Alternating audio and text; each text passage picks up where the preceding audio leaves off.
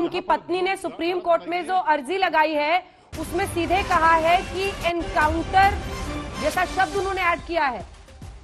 कुछ देर में मुख्तार अंसारी को ले जाया जाएगा, लेकिन इस बीच उनकी जो पत्नी सुप्रीम कोर्ट पहुंची है उन्होंने एनकाउंटर की आशंका जाहिर की है। शिवेन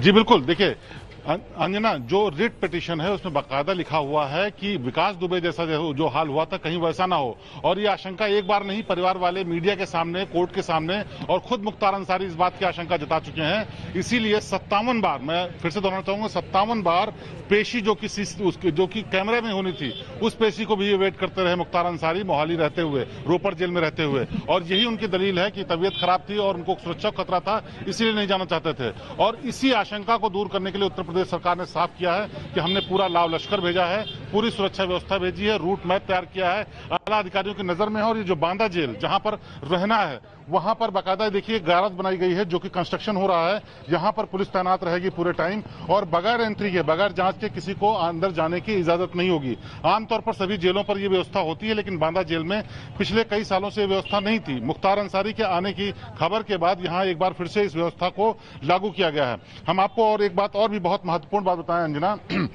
इसी बांदा जेल में मुख्तार अंसारी रह चुके हैं और पूरे रसूख के साथ रह चुके हैं। पूरी रसूख के दौरान यहां पर न सिर्फ जो जेल प्रशासन है वो पूरी मदद करता था, बल्कि यहां पर उनका एक तरीके से दरबार लगता था। और यहीं के पास में एक इलाका है जहां पर मुस्लिम बहुल इलाके में अफसा अंसारी यहां पर रहती थी। और यहां पर रहने के दौरान बताया जाता है कि तमाम मुख्तार अंसारी के शूटर्स जो कि यहां पर मौजूद रहते थे, उन्होंने भी मकान किराए पर लेकर रहते थे कि कोई भी अगर वारदात होती है तो उससे निपटने के लिए तैयार रहें। यही हाल रोपड़ जेल के बाहर की कॉलोनी में भी था। वहां पर भी मुख्तार के तमाम लोग रहते, न सिर्फ रहते थे बल्कि एम्बुलेंस का भी इंतजाम किया गया था, जो कि एम्बुलेंस वहां रहती थी।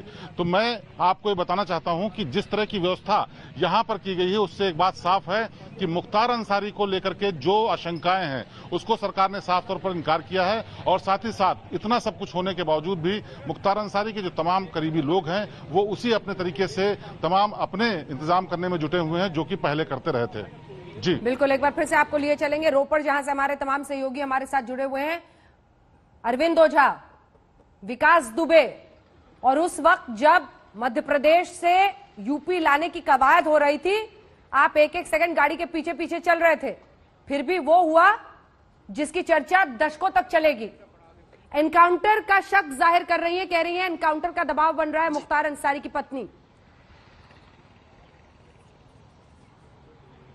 जी बिल्कुल, देखिए जब से विकास दुबे की जो गाड़ी पलटी थी उसके बाद से ही मुख्तार अंसारी की जब खबर आई है तो सोशल मीडिया पर भी इसको लेकर तमाम तरह की बातें चल रही हैं कि गाड़ी कहीं पलट न जाए। और जिस तरह की बातें थी शायद यही वजह है कि जो पत्नी है उन्होंने आशंका जाहिर की है, परिवार ने आशंका जाहिर की है। मुख्तार तो खैर हमेशा से, जब से मुन्ना बजरंगी की जो उनका करीबी शूटर था बागपत में उसकी हत्या हुई, तब से ही वो खौफ में थे और शायद यही वजह है कि जो रोपड़ जेल है वहां पर रहे। लेकिन मैं आपको बताऊं कि जिस तरह से उनके भाई ने क्लेम किया कि वो कई सालों तक जेल में रहे, तो एक सच्चाई ये भी है और हमारे पास बाकायदा ऑडियो क्लिप भी है कि वो जेल से ही मुख्तार अंसारी कई हत्याओं को अंजाम दे चुका था, फोन पर बात करता था, उसी जेल में बंद रहते हुए सरकारी टेंडर लेना देना करता था। तो ये तमाम एविडेंस बाकायदा पुलिस के पास, यूपी पुलिस के पास मौजूद थे। लेकिन सरकार जो सियासी आका है उसके दम पर लगातार वो बचता रहा था। और जेल में जिस तरह से शिवेन ने बताया कि बाकायदा